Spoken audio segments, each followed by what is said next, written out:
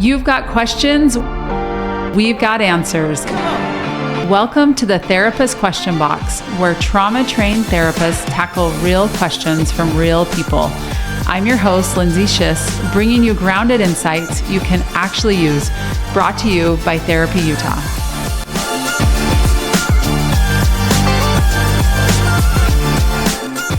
Welcome back to another episode of the Therapist Question Box. We are here to answer your mental health questions. So ask us. That is what makes this podcast awesome, is we want to hear from you what your questions are, what's on your mind and your heart, and we want to help you navigate these tough life situations that we all find ourselves in. Today I have with me Kathy Kinghorn. Kathy, thanks for being with me. Great to be here. Kathy's the owner of Therapy Utah and always a wealth of knowledge, so I'm always happy to have you here. Today we're going to be talking about men's mental health. June is Men's Mental Health Month. Is that right? It's June? Yep. And so we're going to talk about a question that we got asked about men and their mental health. So I'll just launch into it. The question is, why do some men struggle to ask for help when they are having a hard time emotionally? So I know, here we go. Buckle up. Right. So why is, first of all, asking for support harder for men? You know, I'm not sure it's gendered, but if I think it's harder in different ways between men and women. Okay, can we go back to just what you just said? I don't know if it's gendered. Tell me why. Well, women don't ask for help often, and it's well, I can fix it, right? I can do this myself. And men have the same thing. Well, I can fix it or do this myself. And they're both viewed as being strong or capable or just, I guess, able to handle things on their own. And so the messaging to men from little is what do real men do? And women get a message too, right? What do real good women do? What do real good men do? And so that modeling seems to narrow down in some really unhealthy ways. Yes. Like real men don't cry, right? We've certainly heard that. Oh yeah. You know? Or you're acting like a girl. Don't, Yes. Yeah. And so, Yes. there's these gender stereotypes, right? Yeah. So that we kind of are, so men in particular are taught, like, none of us like to ask for help. Let's just be honest. That's true. But men in particular, it's harder to ask for help. And when you say that, I think, gosh, we do give boys messaging from the time they're young.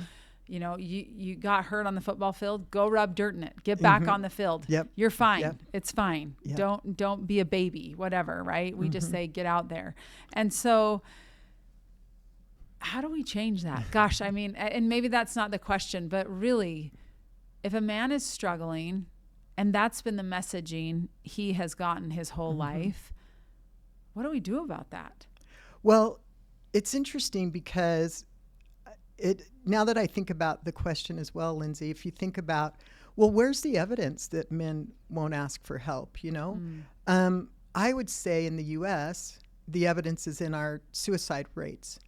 By gender, 8 out of 10 suicides are male. Wow. 8 out of 10. So if we wanted to say, well, is there evidence that men more so than women? I think that statistic is so sad and so valid of men not with their emotional health. You know, they may be able to call a guy over and say, hey, teach me how to fly fish. I want to learn. But with their emotional health, they really struggle asking for help. Yes, that is, you're right. The statistics are staggering. Yeah. 8 out of 10 suicides are male. I mean, that says something. We've definitely got a problem. And so as you're saying that, I think, okay, what happens when men keep, and men or women, right? When you keep things bottled up, what happens? You know, a lot of things happen physically. Our body just tightens up. Our focus can get hyper focused on something other than our emotions, basically anything but our emotions. Like, I'm just going to solve this problem. Our relationships suffer. We become guarded, or we become defensive. Statistically, again, I don't know why I keep going back to stats, but men are often underdiagnosed with depression, because the way depression comes out with men is generally anger or irritability. Where with women, and we know this, it comes out with stepping back, quiet, more of the free state. So guys go to the fight, the anger. Yeah. And so we look at somebody that's angry and we go, dude, get a grip on yourself. What is your problem? It's kind of the attitude, I would say. But really, a better question than what is your problem is, hey, how can I help? Yes.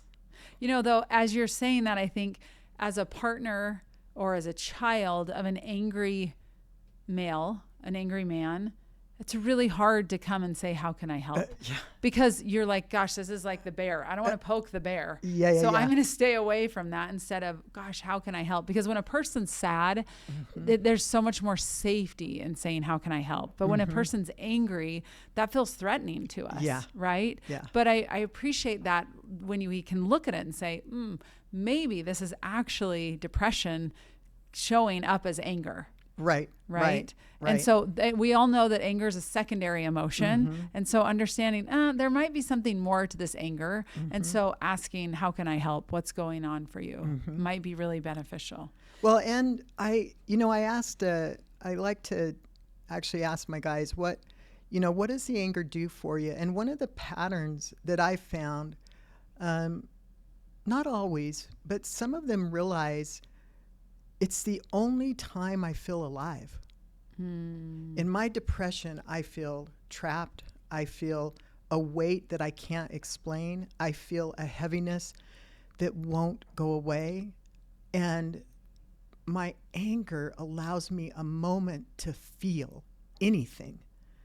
And with that insight, because I agree with you, Lindsay, it's a fair question. Hey, if somebody's coming at me angry, last thing I'm going to do is how can I help? Yeah, it's like stay away. Like, they're not going to receive that well. Yeah. But if we can look at it through the frame of this is their moment, is there other ways to feel alive? Is there other ways to get at least a hint of a felt experience? Yes. What have you found? Are there? Yeah, it's interesting. You just getting outside. I know it probably sounds trite at this point, right? But getting out and even sitting on your porch, if that's as far as you can go.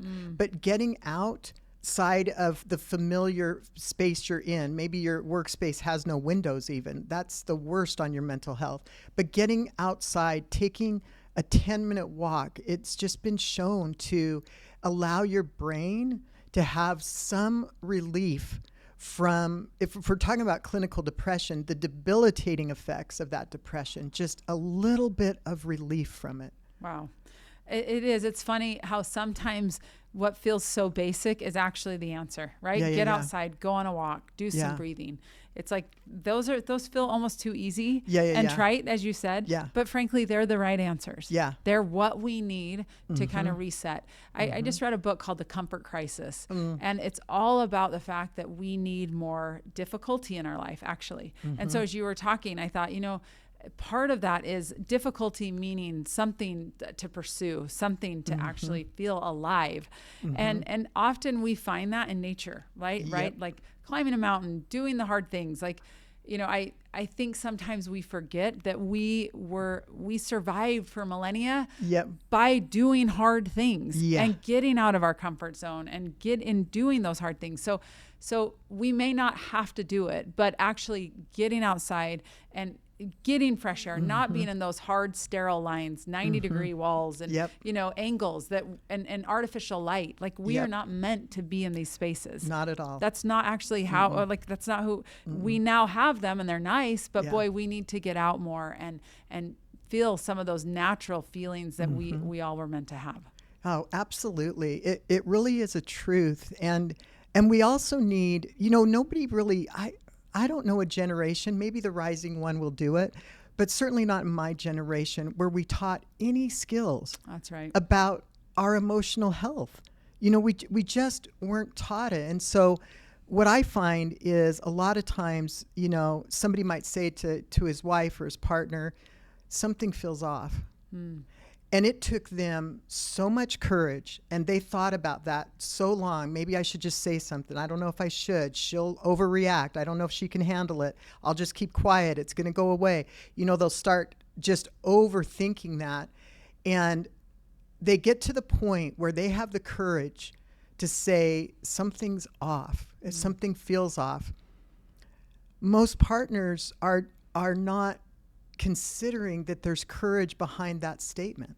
So much courage. It is. And Yes. and it's not the partner's fault, right? Because they weren't really taught to pick up on those tiny little signals that somebody said, I'm going to take a leap of faith here and do this, And so if you are struggling, if you're a man that's struggling with depression and you say, hey, I'm going to share something with you, and it feels really big inside, and here's what I want to say.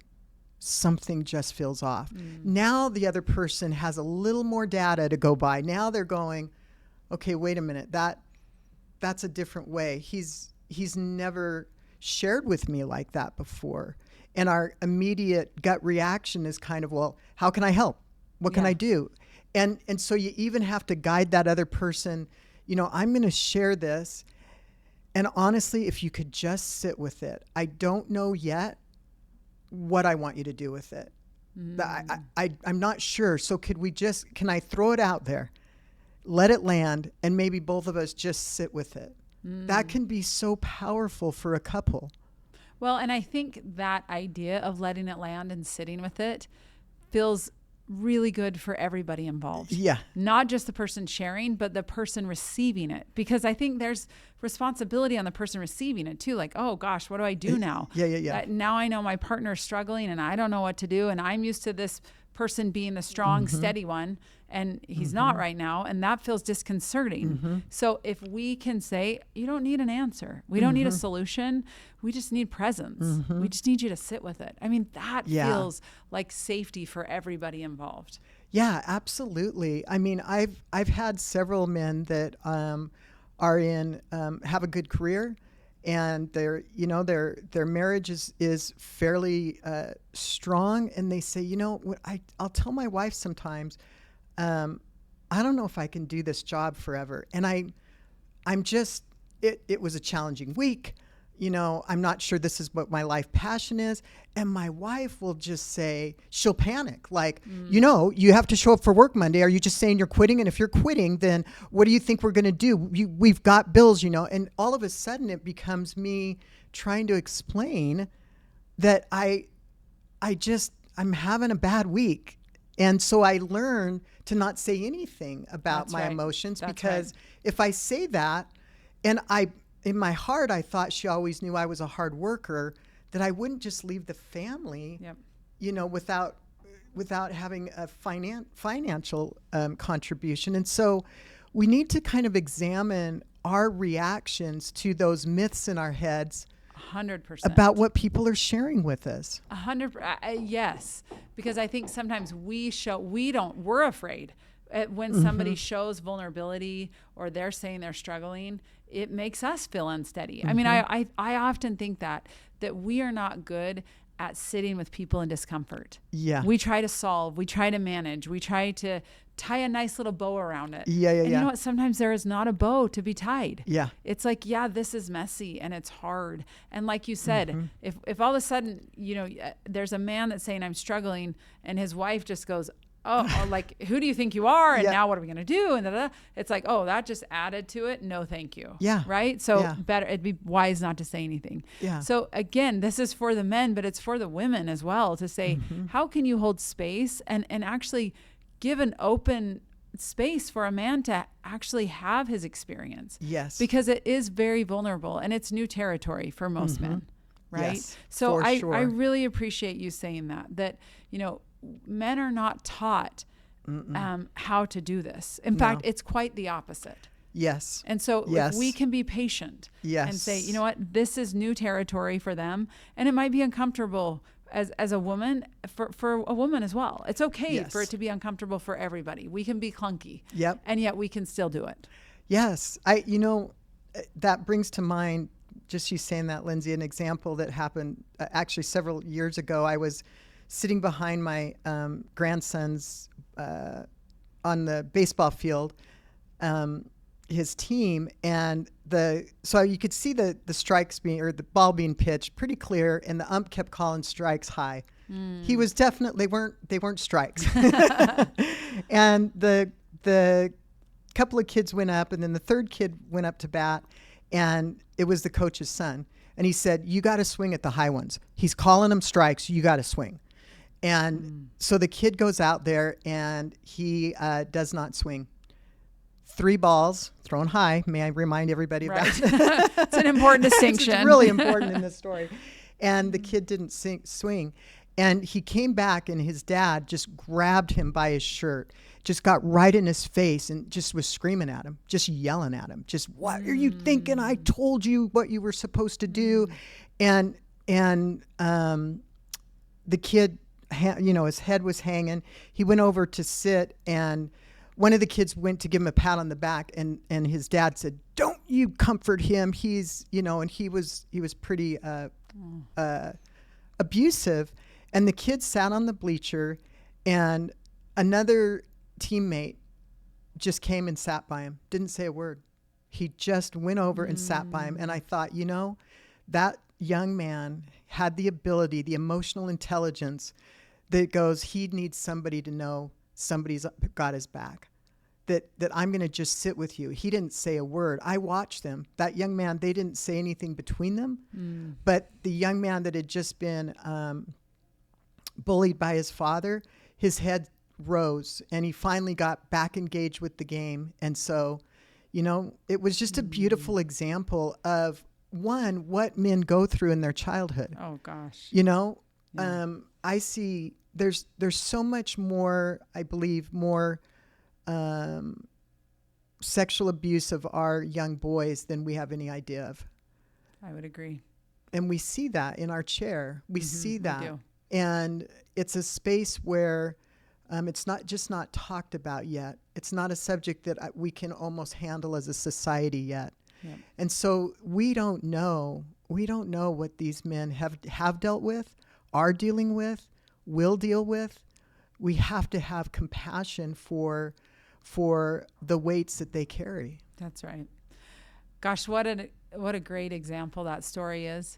And as you're talking, I thought it was literally just his presence. Mm-hmm. He didn't say anything. He didn't do anything. He didn't put his arm around him. But it was his presence of just being there. Mm-hmm. And, I think it's a reminder how important our presence is. Yeah. In a world of so much distraction, when we can feel like someone is with me, like they are with me and they are present and they're in it with me. Mm-hmm. They're not like, "Hey, that's a bummer." Yeah. Or what, I'm on my phone and I'm distracted, and like, what did you say again? But like, someone's presence is huge.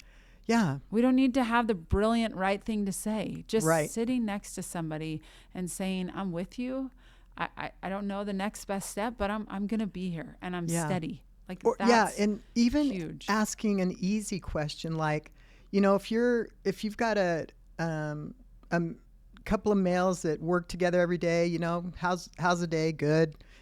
We always say good, right? If somebody would have the courage in that situation to say, I wonder if we weren't good. Would we tell each other that if we weren't good? And just let it land. And if on your side, the truth is, I would not know how to tell anyone if I wasn't good. That's right. Then just speak the truth. But open that door and allow that conversation, and maybe it won't go anywhere. Maybe the other person will laugh it off or make a joke of it, but it'll allow you an opportunity to see the challenge for saying it yourself, and then the challenge of how it might be received. That's right. I love that you said that, because I think often we don't even know what's going on inside of us. Yeah. Right? We have stress in our bodies and we carry it all the time. Yeah. And in fact, I've thought that, when I'm feeling stressed, my shoulders are up here. I feel them up in my ears. Yeah. And I will often think, like, just take a deep breath and put your shoulders down. Yeah. Just put your shoulders down. Like, we don't even recognize when we are feeling what's going on, because we're used to just, nope, I ignore my body. It's time to sleep, or I'm tired. Too bad I can't sleep. Yeah. I'm hungry. Well, I don't have anywhere to get food, or I'm Yep. whatever, I'm in a session, I can't Yep. get food. Like, we're so used to ignoring our bodies instead of really getting back to paying attention. What's going on inside of me? Yeah. I'm feeling something, be aware of it. And so I think awareness is one of those things we have got to start with, like awareness of what's going on for me, not just, I just react this way or I get angry, but like really asking myself a question, like, what am I doing? How am I feeling? I'll have clients literally set an alarm, morning, noon, and night. Just check in with your body. Yep. Just check in with your body. Yep. Scan your body from head to toe. What are you feeling? What's going on inside of you? Yeah. Because we're really used to ignoring ourselves. So I think Yeah. awareness is number one, because Yep. we've got to get back to just being aware of what's going on inside of us. Yeah. And to sometimes we think, oh, geez, emotions. I've got to share this with my wife. Likely your partner is going to be the most challenging person to share it with. So, I mean, I have this men's group, and it started out as an addiction recovery group, and we're so far beyond addiction recovery. None of them are actively engaged in an addiction. They just want to keep meeting as a group because they value that connection with each other and that chance to be real with each other. And, you know, when they started, one of the challenges I gave them was share an emotion with anything. It could be your fishing pole, could be your dog, it could be the tree outside.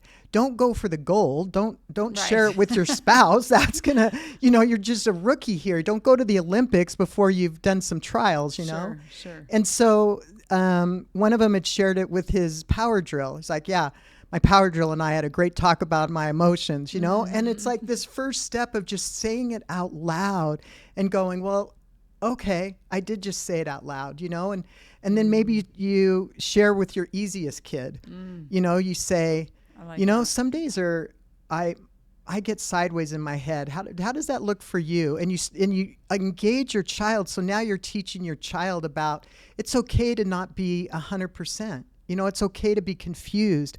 It's okay to be worried and challenged by a problem that doesn't feel like it can be solved. Allow that space to start, even when you feel like, I'm running on about 3 emotions, and now you're asking me to teach my children. Yeah, if you've got 3, that's enough to start. That's right. That's where we're starting. We'll meet you where you're at, Yes. right? I love that. Start with start wherever you're at. And it's okay. It's interesting. I believe I have a client that goes to this men's group of yours, and it feels, it is like the most supportive network of friendship, really, that I feel like, oh, there is a space for these men. Like you said, they started out really basic, but it is like, oh no, it's vulnerable, it's honest, it's raw, it's real, and they support each other, and that matters.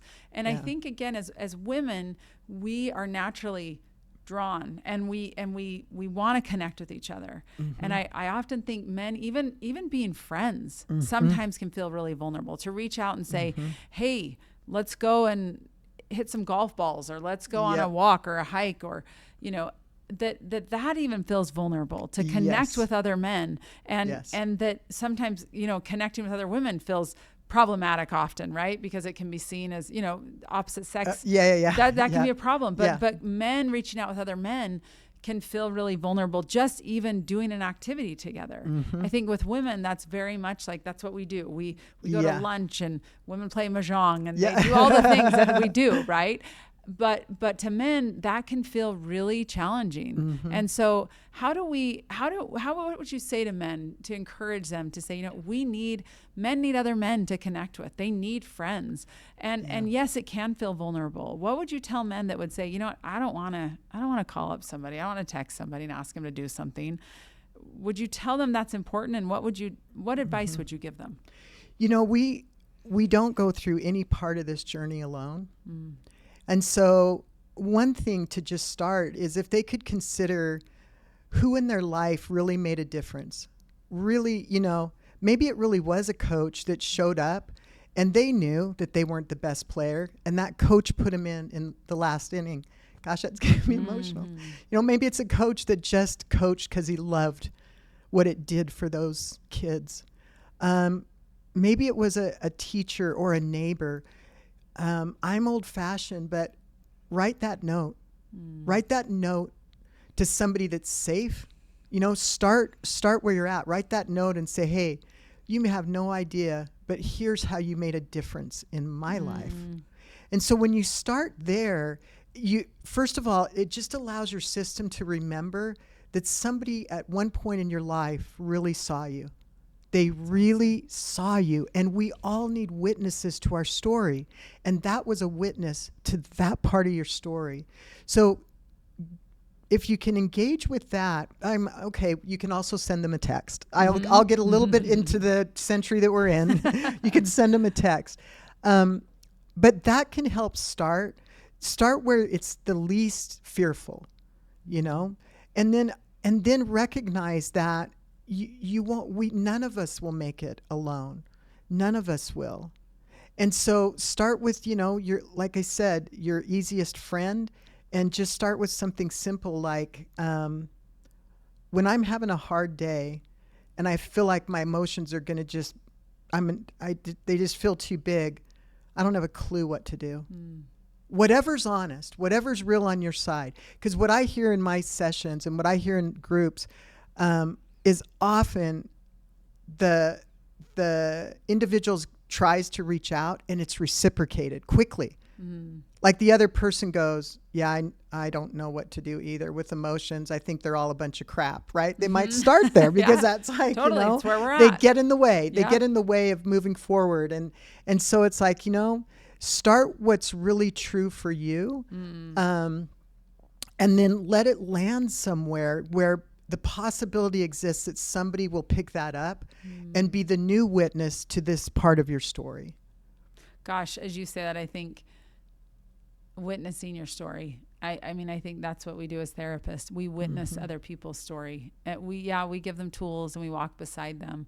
But having a witness to your story and just somebody saying, wow, I see you, I hear you, your story matters. I mean, that is healing in and of itself. To just be witnessed and how important that is. It makes me think back to that example of that little boy. He saw what was going on and witnessed, right? And he sat next to that boy and just held space for.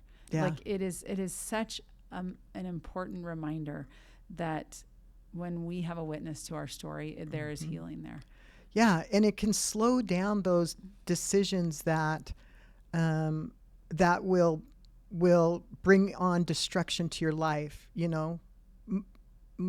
Suicide is, I'm sure you've heard it, a permanent solution to a temporary problem. Yes. And if you can slow down and just look in the moment at what's going on, then you've got an opportunity to change it up, do something different, reach out to somebody, or reach into yourself and remind yourself of who that you want to be. Here's where I'm at today, and here's 3 characteristics I want to have by in 6 months. I was just with my son.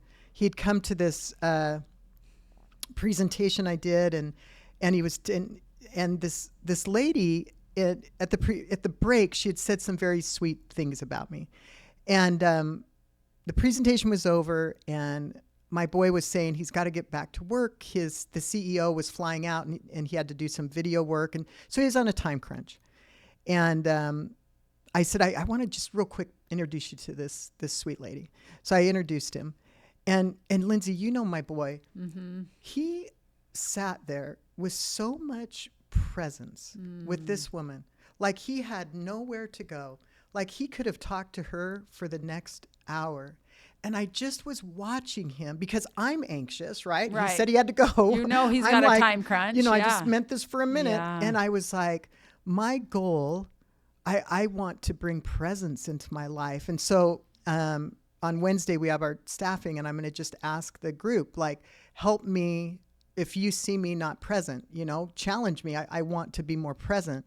And so if you can find some skill that you don't yet have, but you want to bring it into your life, you can ask somebody about it. Like, let's say you've got toddlers and they overwhelm you quickly. As a man, you're like, I go home and it's just overwhelming, but I want the skill of engaging with them, and I don't have it yet.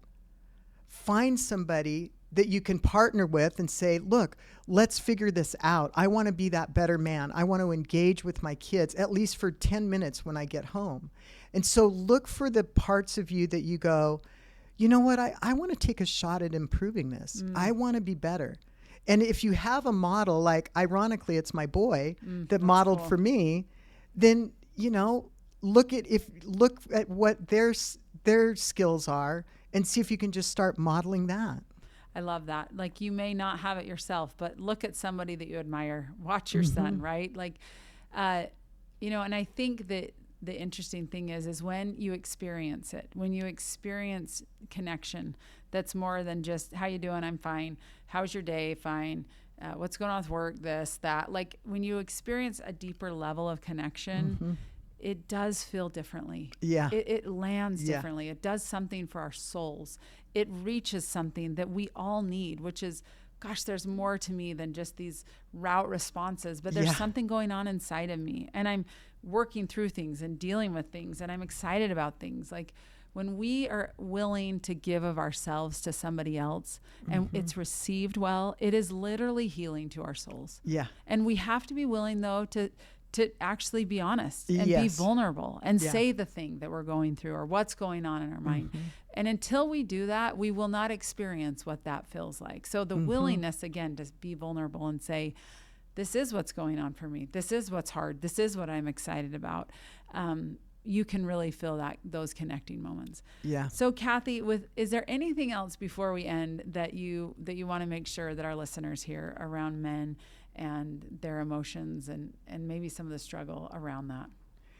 I grew up with only brothers, and then I went into a male-dominated field where I was the only woman. And then I became a therapist working mostly with men. Interesting. So I've been around men a lot. Yeah. And as a therapist, we all know that everybody has their story. But when you see and you're sitting on the front row of their story, and you're just hoping that somebody will lift them, that somebody will join them in their challenges, somebody will show up for them or repair, as they try to repair, that they'll accept the repair. Or these men have their unique challenges that are different than women in this day. There truly are. That's right. There's just no getting around that. And if people could really see that individual is doing the best they can in the moment, and accept them where they're at and encourage, I think it makes all the difference. And it very well could be life-saving. Yeah, your reminder of that statistic of 8 out of 10 suicides are from men. I mean, that is life-saving, right? That there's something going on there that we need to look at very seriously. Yeah. So I love that reminder. I think the reminder as well that depression in men can come out as anger. And so to be aware of that, if your partner or the males in your life are angry, there's something maybe deeper going on. And so to maybe ask that question and recognize it's not easy to ask the question when someone's angry, but to say, you know what, something else might be going on that we might want to be aware of. I love the reminder that a 10-minute walk, it can just be a 10-minute walk, getting out in nature and breathing, some really basic things that we feel like, oh my gosh, that's too easy. No, those are actually the right answers. That's what we need to do, right? And when a partner or a male in your life comes to you, if as women, and has something going on, that we can remain steady and that we can try to be supportive, because again, this is a language that many men are not taught. In fact, they're discouraged. Yes. And so it feels clunky. It is clunky. There's a reason, and that's okay. And the idea of awareness too, that to understand like what's going on inside of my body and paying attention to that is really important. And that's a skill that we all need to do better at developing. Yes. Right. And I love that reminder of presence, just being present, being attuned with somebody and engaged. That is healing. And that's witnessing somebody in their pain. So that reminder. And you know what, Kathy, the good news is we don't have to have a lot of skills to be present. Yes. It's True. really focusing So true. and paying attention. Like, that's not hard to do. We just have to be mindful of it. It's not any big equation or new model that we have to follow. No, it's just actually being with somebody and present with somebody. We can all do that. So I love that reminder of the little boy and your son as well, that their presence is really what was healing, and that reminder. So thank you so much, Kathy, for being here. Your insights are always valuable. I so appreciate that. And thank you for all of you for being here and listening today. We hope you found this valuable. We know that this is a universal thing. This is not unique to this listener's question, but something that we all have within our relationships. And so we hope it was valuable for you. And if it was, please share this with a friend. And until next time, take care. That's a wrap for today on the Therapist Question Box. I'm Lindsay Schiss. Thanks for listening. And remember, every question you ask is an opportunity to learn and grow. Brought to you by Therapy Utah. Hey, this is Kathy Kinghorn. I'm an owner at Therapy Utah. If you'd like to book with one of our trauma-trained therapists, go to www.therapyutah.org. Thanks for listening.